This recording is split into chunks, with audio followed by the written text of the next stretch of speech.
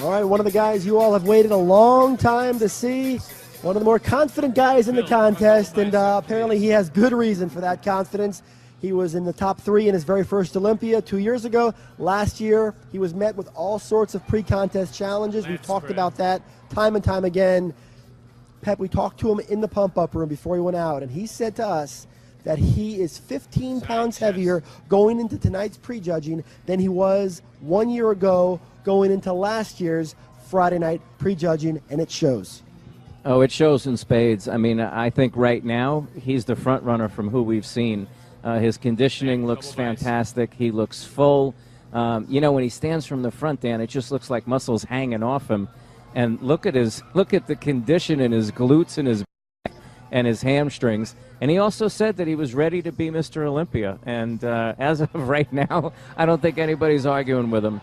He looks fantastic, and for my money right now, we haven't seen Jay yet, but for my money right now, he's the front runner in this contest.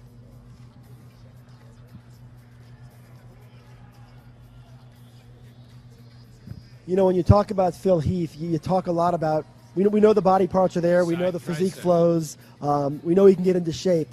But there's that other factor with Phil's physique, the color and the way it presents itself, his stage presence, his confidence, how he walks out onto that stage. And a lot of people feel like Phil brings an energy to the stage that carries him. And earlier this year, 6 months ago, he competed in the Arnold Classic. After prejudging, he held a 3-point lead. Kai Green ended up overtaking him, winning the contest. And don't think for a second that Phil doesn't have revenge on his mind here this weekend. Yeah, well, he has everybody on his mind, and this is a much better version of Phil Heath than what we saw at the Arnold.